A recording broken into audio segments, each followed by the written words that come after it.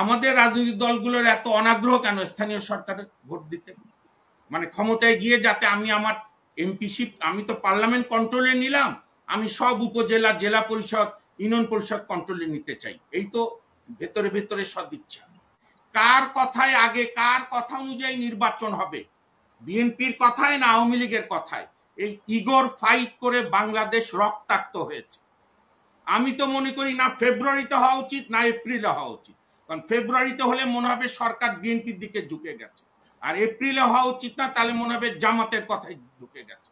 Middle পোর্শনে হোক অথবা মে জুনে হোক, কি মহাভারত অশুদ্ধ চলছে। ঘেরাও করে মারামারি হচ্ছে ফ্যাসিবাদের দোষর।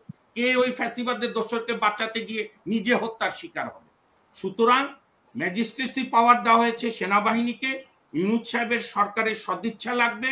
পুলিশ যা আছে ইমিডিয়েট আইন শৃঙ্খলা পরিস্থিতির উন্নতি না করতে পারলে, উন্নতি না সাধারণ অবস্থা ফিরিয়ে না আনতে পারলে আপনার সবকিছু ভেস্তে যাবে।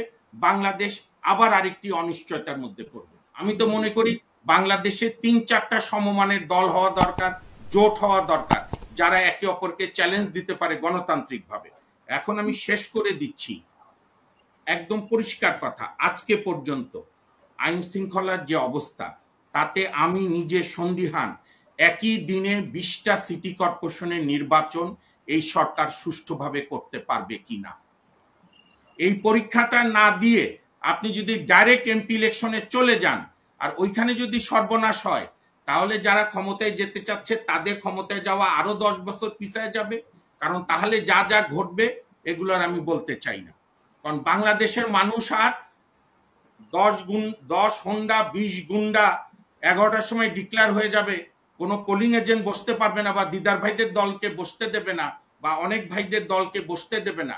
এখন পর্যন্ত যে কালচার, কয়েকটা বার অ্যাসোসিয়েশনের নির্বাচন হয়েছে, অন্য বিরোধী মতকে একটি বড় দলের আইনজীবী সংগঠন নির্বাচনে অংশগ্রহণ করতে দেয়নি। এই কালচার থেকে বেরিয়ে এসছি কিনা আমি থেকে শুরু করে সবাই, এবং আইন শৃঙ্খলা বাহিনীর যথার্থ মিনিমাম সক্ষমতা আছে কিনা। আপনি আমাদের বড় 8টা বিভাগীয় শহর, 8টা মেয়র ইলেকশন দেন না, কি এমন ক্ষতি এইখানে?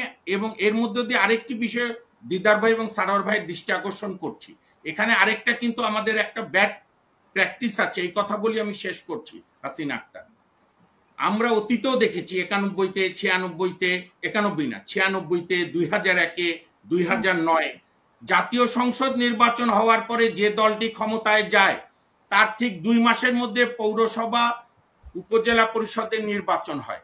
সরকারি দল সম্পূর্ণভাবে ম্যানিপুলেশন করে। আরেকটা বিষয় আপনি জানেন, স্থানীয় সরকার নির্বাচনে কিন্তু সরকারের সিদ্ধান্ত লাগে, এটা ফুললি নির্বাচন কমিশন করে না। আমাদের রাজনৈতিক দলগুলোর এত অনাগ্রহ কেন স্থানীয় সরকারে ভোট দিতে? মানে ক্ষমতায় গিয়ে যাতে আমি আমার এমপিশিপ, আমি তো পার্লামেন্ট কন্ট্রোলে নিলাম, আমি সব উপজেলা, জেলা পরিষদ, ইউনিয়ন পরিষদ কন্ট্রোলে নিতে চাই। এই তো ভেতরে ভেতরে সদিচ্ছা। আর সেই কারণেই আমি মনে করি অন্তত 8টা সিটি কর্পোরেশন নির্বাচন দিয়ে আমরা দেখতে চাই এই সরকার সফল কিনা, পারে কিনা। না হলে বিকল্প ব্যবস্থা জনগণ নেবে।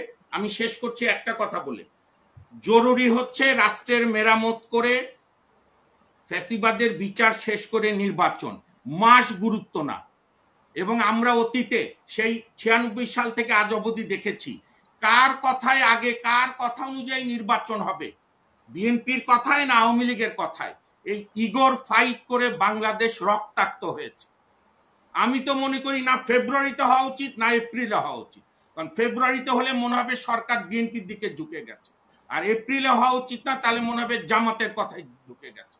মিডল পোর্শনে হোক অথবা মে জুনে হোক, কি মহাভারত অশুদ্ধ হবে আমাদের। আমি আবার মনে করে দিতে চাই 30 সেকেন্ড, আমাদের সকল রাজনৈতিক দল বুকে হাত দিয়ে বলুক 2024-এর 7 জানুয়ারির পর মেন্টালি প্রস্তুত হয়েছিল যে আবার 26, 27, 28 সাল থেকে ভাববো আমরা কিভাবে শেখ হাসিনাকে সরানো যায়।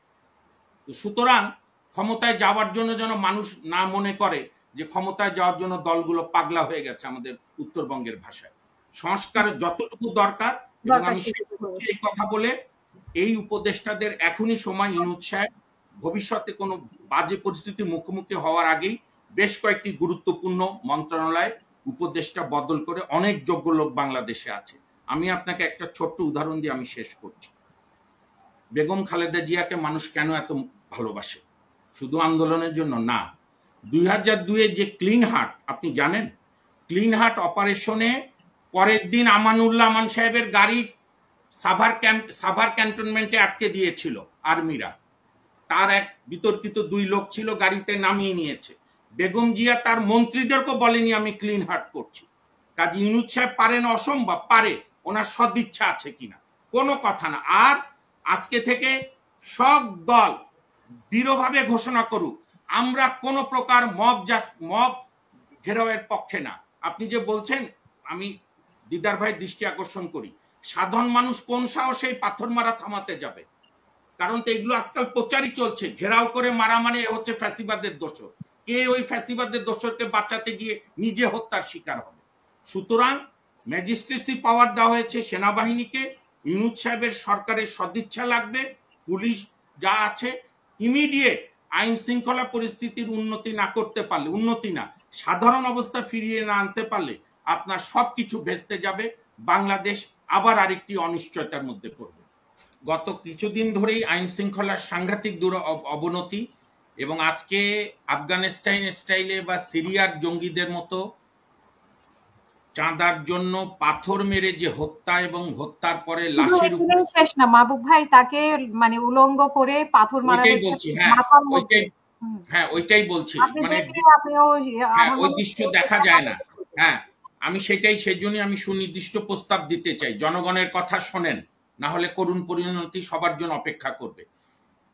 একটা তো এই হত্যার বিচার, সারোর ভাই যেটা বললো পুলিশের বিভিন্ন শাস্তি, সেটার চেয়েও মানুষের মনে আস্থা এবং আইন শৃঙ্খলা মিনিমাম পরিণতি ফিরিয়ে আনার জন্য ইউনূস সাহেবের উচিত হবে সেনা প্রধানের সঙ্গে বৈঠক করে ওই ক্লিন হার্টের মতো সহযোগিতা নিয়ে চাঁদাবাজ ও মব সন্ত্রাস নির্মূল অভিযান আগামী সোমবার থেকে 7 দিন ওই ডেভিল হান্টের মতো অন্যদের মতো দায়সারা করছেন না।